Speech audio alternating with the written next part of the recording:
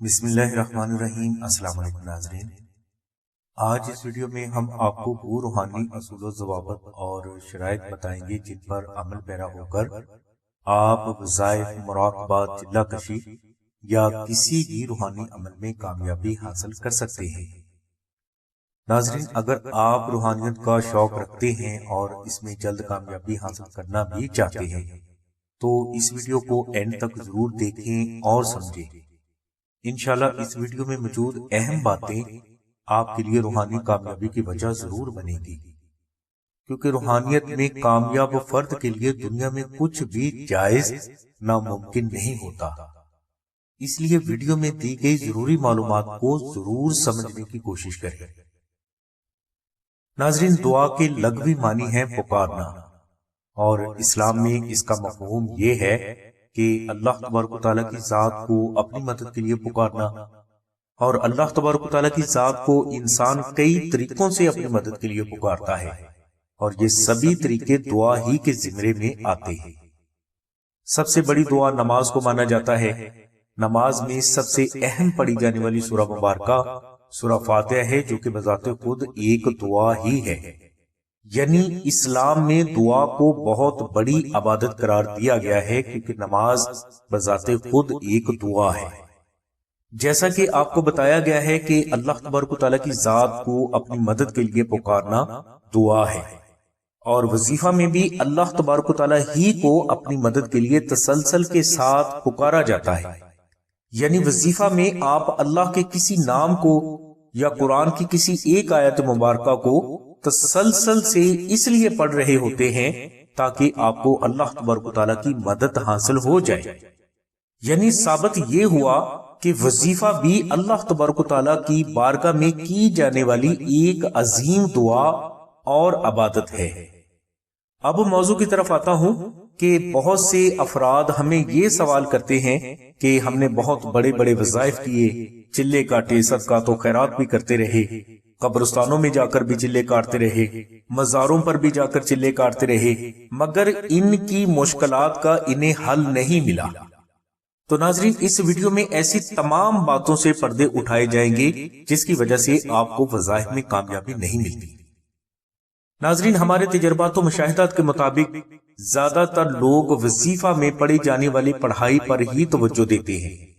یہ افراد ان روحانی اصول و ضوابط اور شرائط پر توجہ نہیں دیتے جن پر عمل پیرا ہونا وظیفہ میں کامیابی کے لیے بے حد ضروری ہوتا ہے، اور اکثر ان افراد کو تو وظائف کرنے کی شرائط کا بھی پتہ نہیں ہوتا۔ ایسے افراد کی مثال ان مریضوں جیسی ہوتی ہے جو ڈاکٹر کی دی گئی ادویات کا تو باقاعدگی سے استعمال کرتے ہیں، مگر ادویات کے استعمال کے دوران ان چیزوں سے پرہیز نہیں کرتے جو ان کی بیماری کی اصل وجہ بنی ہوتی ہے۔ تو ایسے میں بیمار تو کبھی صحت یاب نہیں ہوگا، اور نہ ہی ایسی صورت میں ڈاکٹر پر بلیم کیا جا سکتا ہے کہ اس کی دوا نے کام نہیں کیا۔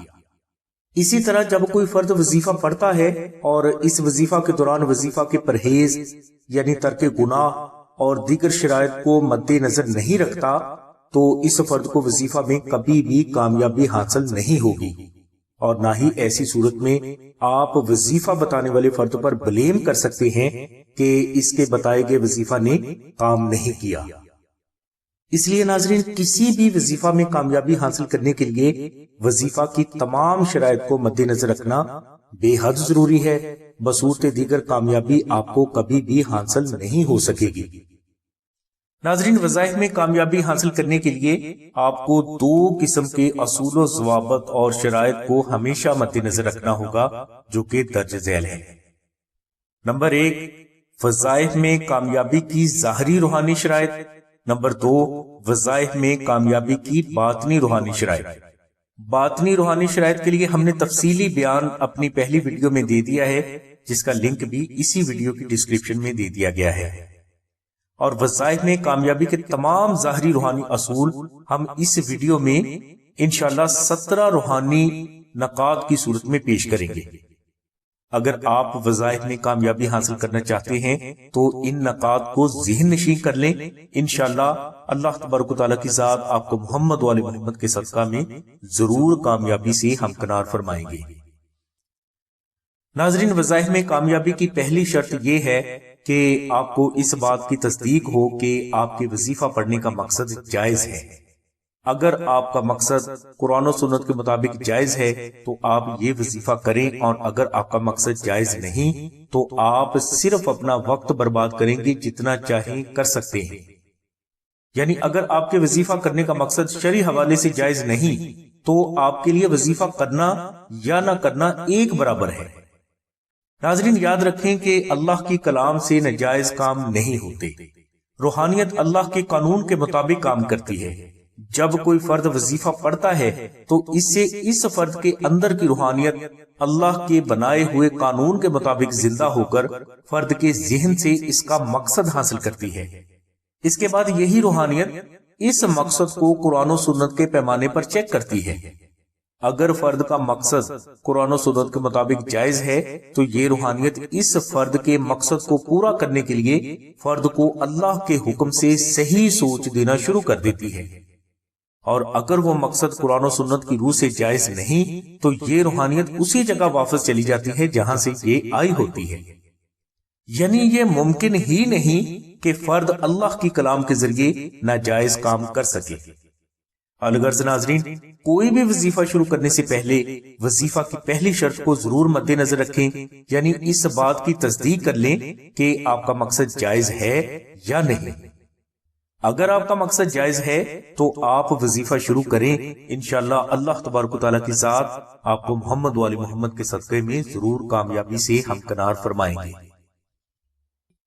وظیفہ میں کامیابی حاصل کرنے کی دوسری شرط یہ ہے کہ آپ اس بات کی اچھی طرح تسلی کر لیں کہ وظیفہ میں پڑھے جانے والے کلمات ایسے نہ ہوں جو کہ شرعی طور پر جائز نہیں۔ بعض افراد قرآن کی آیات کے درمیان موکلات کا نام لے کر انہیں قسم دیتے ہیں کہ وہ ان کا کام کریں، جو کہ صحیح نہیں۔ قرآن کی آیات کے وظائف اسی صورت میں کرنے چاہیے جیسے کہ وہ آیات مبارکہ قرآن میں موجود ہیں۔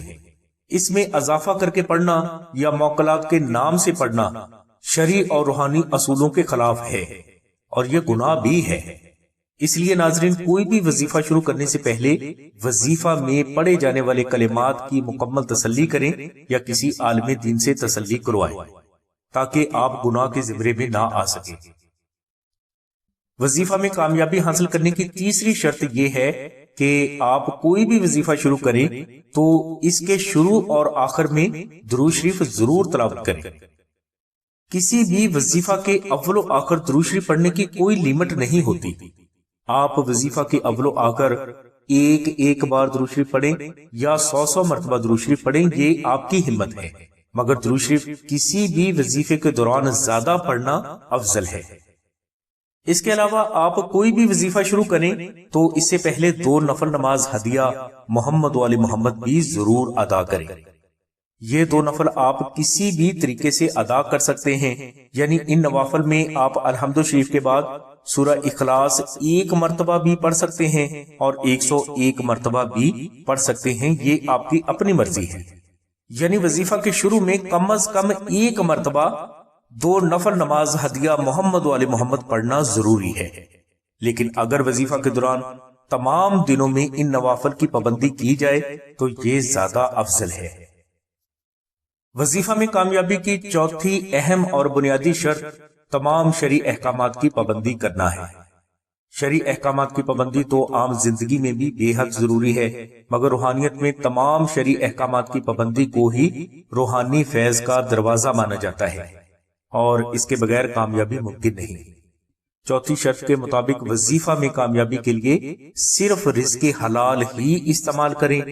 دانستہ یا غیر دانستہ حرام لقمہ کھانے سے وظیفہ میں ناکامی حتمی ہو جائے گی۔ اس کے علاوہ جھوٹ، غیبت، لالچ، حسد، خود غرضی، تلخ کلامی، غصہ، بغض، عداوت، نشہ، سگریٹ، پان، نسوار اور بخل سے بھی پرہیز کریں۔ نماز اور کم از کم 2 مرتبہ تلاوت قرآن بھی وظیفہ کے دوران بے حد ضروری ہے۔ الغرض ناظرین، وظیفہ میں کامیابی کے لیے آپ کو ہر اس چیز سے منع ہونا پڑے گا جس سے اسلام ہمیں روکتا ہے، اور ہر اس چیز کو اپنی زندگی کا لازمی جز بنانا ہوگا جسے ادا کرنے کا حکم ہے۔ وظیفہ میں کامیابی کی 5ویں شرط کے مطابق آپ کو ہر اس چیز سے پرہیز کرنا ہوگا جس کے کھانے سے منہ سے بدبو آئے۔ ایسی چیزیں جس کے کھانے سے منہ سے بدبو آ سکتی ہے، ان میں کچا پیاز، لہسن، مولی، انڈا اور مچھلی وغیرہ شامل ہیں۔ عام طور پر یہ چیزیں استعمال کرنے سے فرد کے خیالات وظیفہ کے دوران بکھر جاتے ہیں، اور وظیفہ کے دوران فرد اکثر انتشار کا شکار بھی رہتا ہے، جس کی وجہ سے اسے یکسوئی حاصل نہیں ہو پاتی، اور اگر فرد کو وظیفہ کے دوران یکسوئی حاصل نہ ہو تو اسے وظیفہ میں کامیابی ہرگز نہیں مل پاتی۔ اس لیے کوشش کریں کہ خون میں زیادہ حرارت پیدا کرنے والی اشیاء کا استعمال کم سے کم کریں تاکہ آپ پرسکون ہو کر یکسوئی کے ساتھ وظیفہ کر سکیں۔ بعض لوگ وظیفہ کے دوران بڑا گوشت سختی سے منع کرتے ہیں، لیکن سلسلہ نادی علی کے مطابق آپ بڑا گوشت استعمال کر سکتے ہیں، مگر کوشش کریں کہ کسی بھی قسم کا گوشت آپ کم سے کم استعمال کریں۔ وظیفہ میں کامیابی کی 6ٹھی شرط یہ ہے کہ آپ جس جگہ وظیفہ کریں وہ جگہ ہر لحاظ سے پاک ہو۔ اس کے لیے کوشش یہ کریں کہ وظیفہ آپ اپنے ہی گھر کے کسی الگ کمرے میں زمین پر جائے نماز بچھا کر کریں۔ آپ اپنی چارپائی پر بھی وظیفہ پڑھ سکتے ہیں، مگر اس کا پاک ہونا ضروری ہے۔ بعض لوگ وظیفے یا چلے کاٹنے کے لیے قبرستانوں کو رخ کرتے ہیں، جو کہ غلط ہے، اور اسی طرح بعض افراد نہر یا دریا کے پانی میں رات کے وقت کھڑے ہو کر چلہ یا وظیفہ کرتے ہیں۔ یہ بھی صحیح نہیں۔ آپ نے وظیفہ کرنا ہے، چلہ کرنا ہے یا مراقبہ کرنا ہے تو آپ اپنے گھر میں ہی بیٹھ کر کریں، یہی افضل ہے۔ گھر سے باہر جا کر وظیفہ کرنے سے آپ کو بہت بڑی کامیابی حاصل نہیں ہوگی۔ کامیابی آپ کو وظائف کی شرائط پر عمل پیرا ہونے سے ہی حاصل ہوگی۔ وظیفہ میں کامیابی حاصل کرنے کی 7ویں شرط خوشبو کا استعمال ہے، یعنی کسی بھی وظیفہ کے دوران کوشش کریں کہ آپ کے پاس تازہ پھول ضرور ہوں۔ عطر اگر آپ استعمال کرنا چاہیں تو اس کی تسلی کر لیں کہ اس میں کیمیکل یا ایسے اجزاء شامل نہ ہوں جو کہ حرام ہیں۔ پرفیوم کے استعمال سے اجتناب کریں کیونکہ اکثر ان میں الکوہل ہوتا ہے جو کہ حرام ہے۔ اس لیے زیادہ بہتر تو یہی ہے کہ آپ وظیفہ کے دوران اپنے پاس تازہ پھول ضرور رکھ لیا کریں۔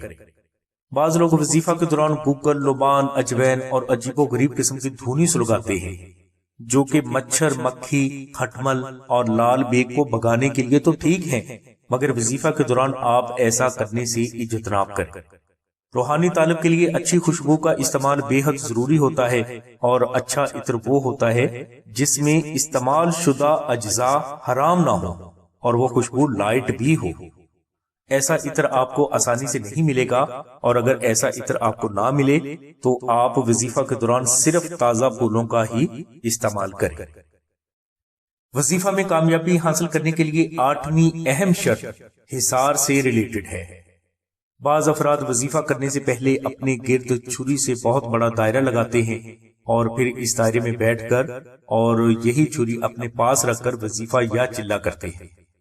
ان افراد کا اپنے گرد دائرہ لگانے کا مقصد یہ ہوتا ہے کہ ان افراد کو جنات میں سے یا موکلات میں سے یا کوئی بھی نقصان پہنچانے والی چیز نقصان نہ پہنچا سکے اور نہ ہی ان کے دائرے میں داخل ہو سکے۔ ناظرین، یہ حرکت بڑی عجیب ہے۔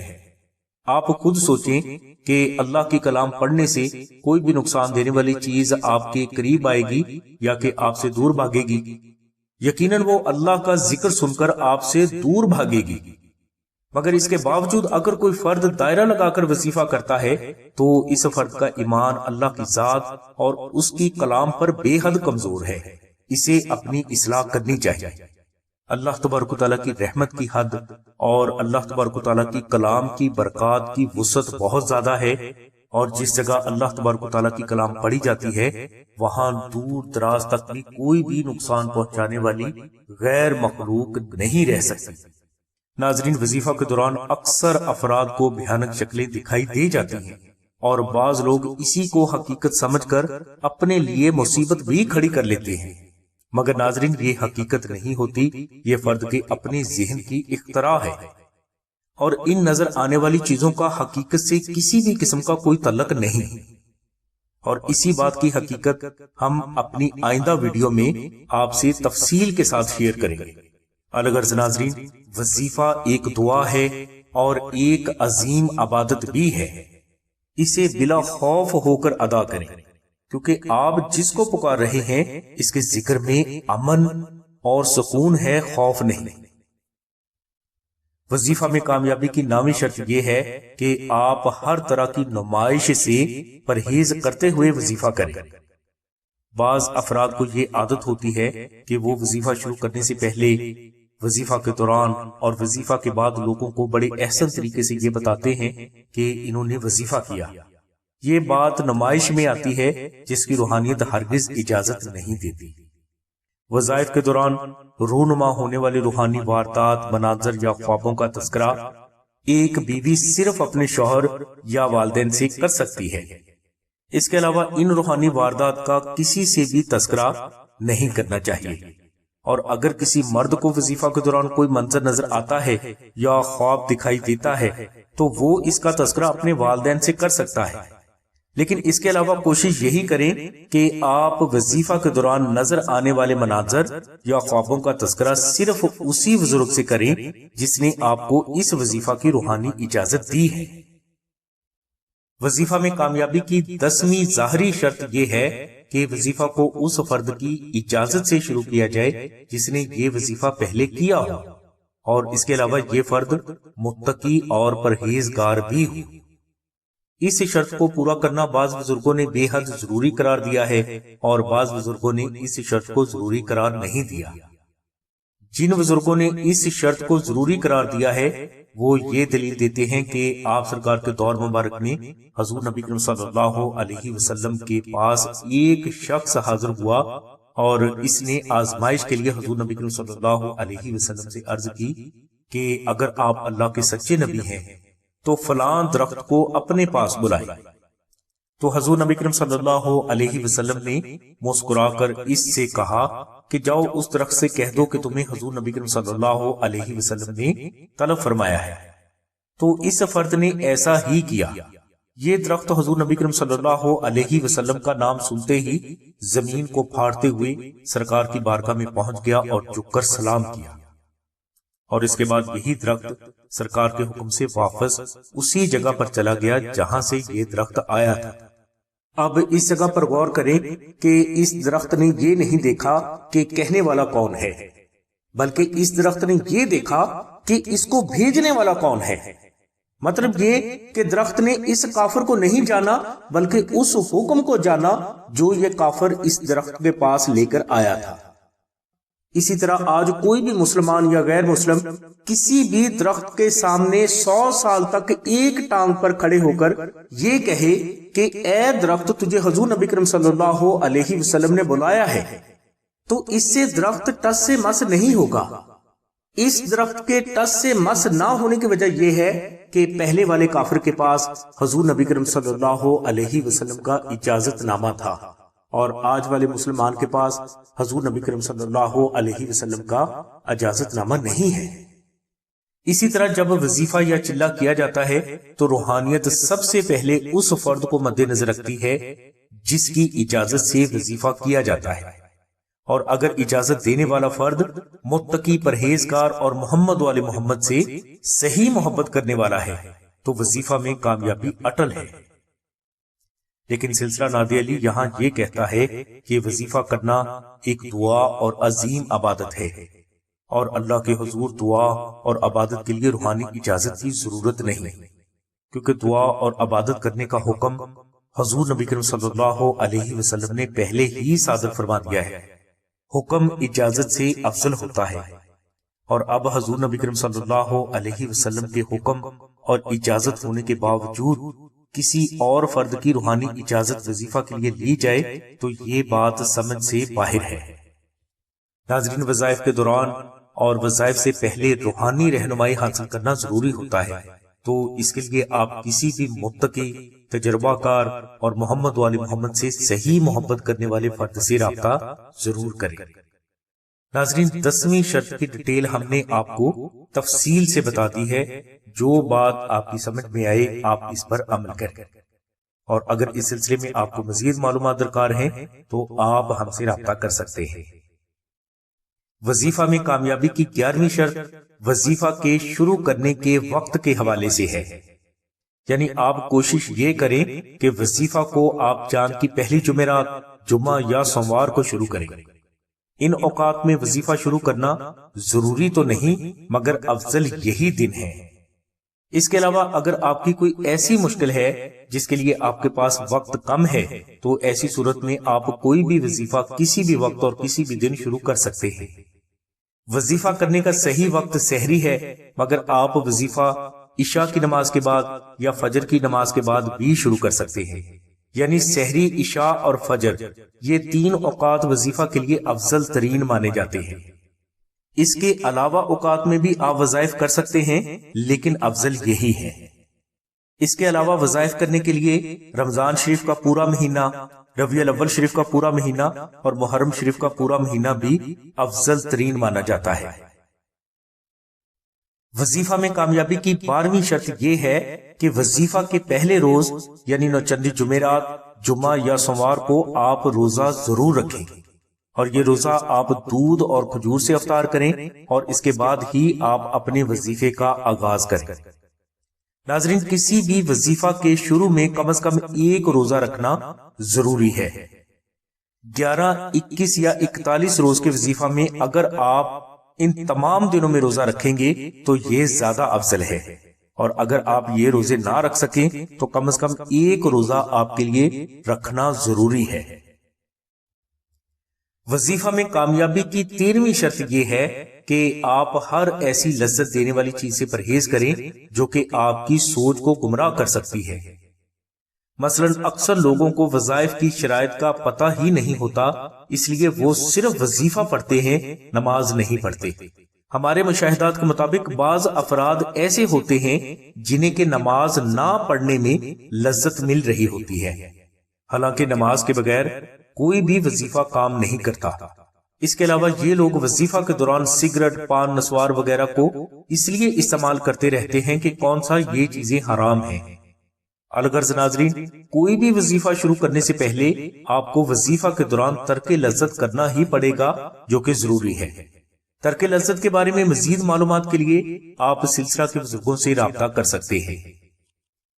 وظیفہ میں کامیابی کی 14ویں شرط یہ ہے کہ وظیفہ کے دوران اور وظیفہ کے بعد وظیفہ کے فیض و برکات کو قائم رکھنے کے لیے آپ کو ترک گناہ کرنا ہی ہوگا۔ عام طور پر کسی بھی فرد کو اپنے کیے جانے والے گناہوں کا پتہ نہیں ہوتا، اس لیے وظیفہ شروع کرنے سے پہلے اپنا مکمل جائزہ لیں اور دیکھیں کہ آپ کے اندر کون کون سی ایسی عادات موجود ہیں جو کہ گناہ کے زمرے میں آتی ہیں۔ ان عادات کو اپنے اندر تلاش کریں اور انہیں آپ اپنے آپ سے دور کرنے کی بھی کوشش کریں۔ مثلا اکثر افراد کو بات بات پر قسم کھانے کی عادت ہوتی ہے، اسی طرح بعض افراد بات بات پر گالی دیتے ہیں، اور اسی طرح بعض افراد ایسے بھی ہوتے ہیں جنہیں وعدہ خلافی کرنے کی بھی بے حد عادت ہوتی ہے۔ یہ ساری چیزیں چونکہ غیر دانستہ ہوتی ہیں مگر اس کے باوجود یہ گناہ ہیں، لہٰذا انہیں دور کرنے کی کوشش کرنی چاہیے۔ انشاءاللہ ایسی گناہ والی عادتیں دور کرنے سے اللہ تبارک و تعالیٰ کی ذات آپ کو نہ صرف وظیفہ میں کامیابی عطا فرمائیں گے بلکہ آپ کو زندگی کے ہر میدان میں بھی غیبی کامیابی سے ضرور نوازیں گے۔ وظیفہ میں کامیابی کی 15ویں شرط یہ ہے کہ آپ وظیفہ شروع کرنے سے پہلے اور بعد میں اگر استطاعت رکھتے ہیں تو آپ کچا راشن خرید کر اس غریب تک پہنچائیں جو اس کا صحیح مستحق ہے۔ کچے راشن کو صرف مستحق فرد کو خیرات کرنا ضروری ہے۔ اگر آپ یہ خیرات اپنی مرضی سے ایسے ہی کسی کو دے دیتے ہیں جو کہ مستحق نہیں تو اس سے ہو سکتا ہے کہ آپ کا روحانی فیض بالکل اور ہمیشہ کے لیے بند ہو جائے۔ اس لیے خیرات صرف مستحق کو کریں ورنہ نہ کریں۔ روحانیت میں خیرات والی شرط سب سے زیادہ سخت مانی جاتی ہے۔ روحانیت کے کسی بھی طالب فرد کو اس شرط کا تمام زندگی خیال رکھنا ہی پڑتا ہے۔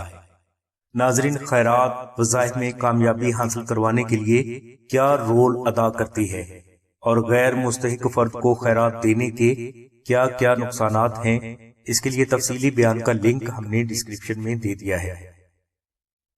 وظائف میں کامیابی کی 16ویں شرط یہ ہے کہ وظیفہ کے دوران ہونے والے مشاہدات کو سمجھ کر ان پر عمل کریں یا انہیں رد کریں۔ وظائف کے دوران اکثر افراد پر خوابوں کا عجیب سلسلہ شروع ہو جاتا ہے۔ ان میں اکثر خواب میں دکھائی دینے والی باتیں سچ بھی ہو جاتی ہیں، اور اسی طرح بعض افراد کو وظیفہ کے دوران مختلف آوازیں سنائی دینا شروع ہو جاتی ہیں، اور بعض افراد کو تو مختلف مناظر بھی دکھائی دینا شروع ہو جاتے ہیں۔ یہ دکھائی دینے والی چیزیں 90% تک فرد کے اپنے ذہن کی اختراع ہوتی ہیں۔ ان کا حقیقت سے کوئی بھی تعلق نہیں ہوتا، مگر زیادہ تر افراد ان روحانی مناظر کو سچ مان لیتے ہیں، اور یہی افراد اپنی غلط سمجھ کی وجہ سے اکثر ان سے ڈر بھی جاتے ہیں۔ وظائف کے دوران مشاہدات باطن کی حقیقت پر تفصیلی بیان انشاءاللہ آئندہ ہم آپ کے لیے ضرور پیش کریں گے۔ مختصر یہ کہوں گا کہ اگر آپ کو وظیفہ کے دوران اپنے باطن میں کچھ بھی دکھائی دے یا آواز آئے تو اسے قرآن و سنت کے پیمانے پر ضرور ناپیں۔ اگر دکھائی دینے والا منظر یا سنائی دینے والی آواز قرآن و سنت کی نفی نہ کرے بلکہ یہ قرآن و سنت کے مطابق ہو تو اسے مان لیں، اور اگر دکھائی دینے والے مناظر قرآن و سنت کی نفی کریں تو اسے فوراً ترک کر دیں، کیونکہ یہ محض ایک وسوسہ ہے۔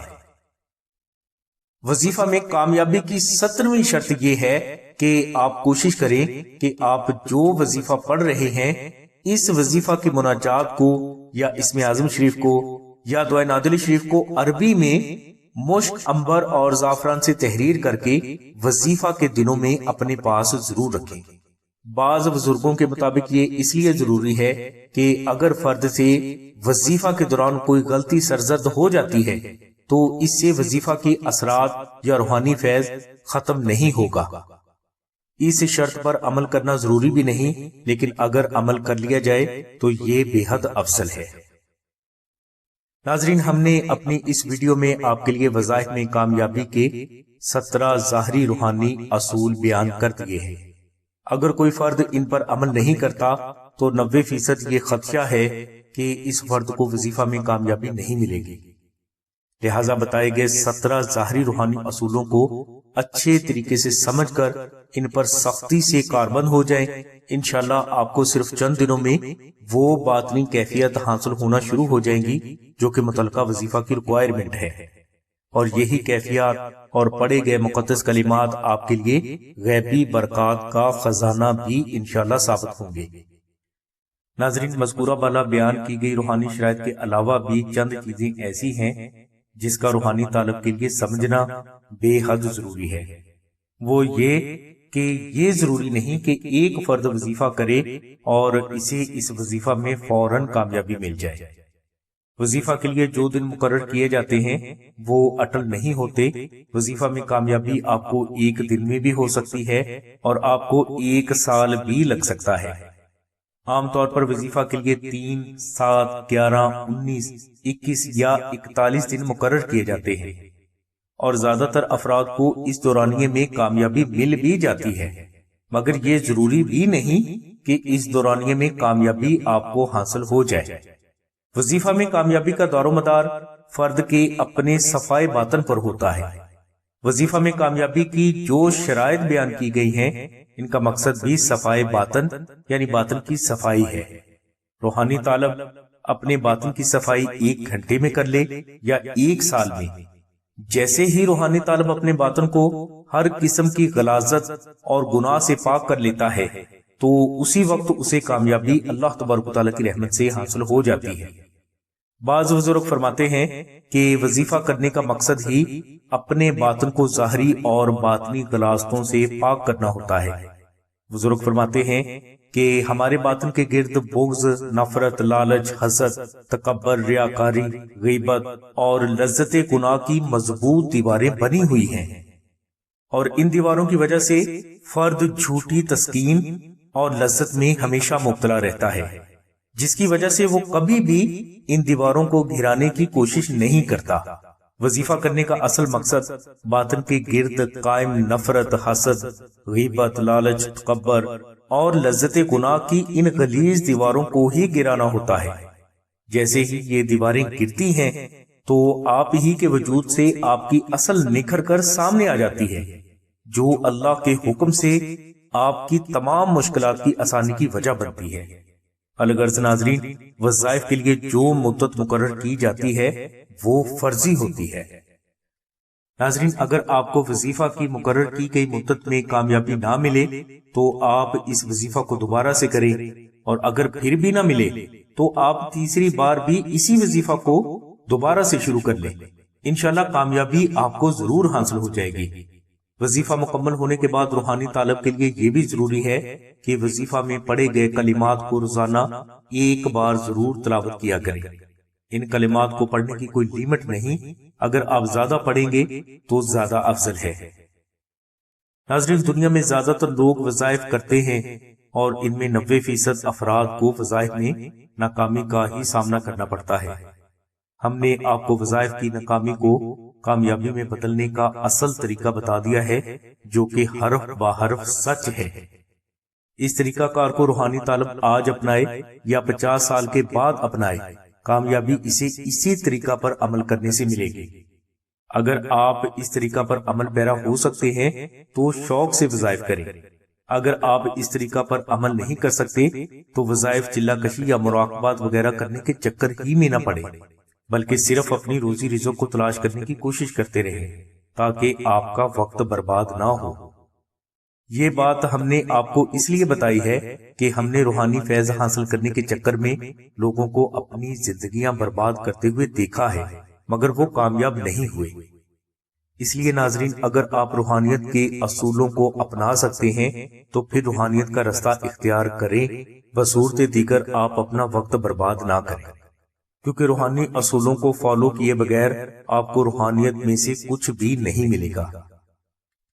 ناظرین، روحانیت کے بارے میں اگر آپ کو مزید معلومات درکار ہیں تو آپ شاہد بھائی کے نمبر 03027539 پر رابطہ کر سکتے ہیں۔ ہماری دعا ہے کہ اللہ تبارک و تعالیٰ کی ذات حضور نبی کریم صلی اللہ علیہ وسلم کے صدقے میں آپ کے سینے کو محمد و آل محمد کی سچی محبت سے روشن فرمائے۔ آمین ثم آمین یا رب العالمین۔ الحمدللہ رب العالمین۔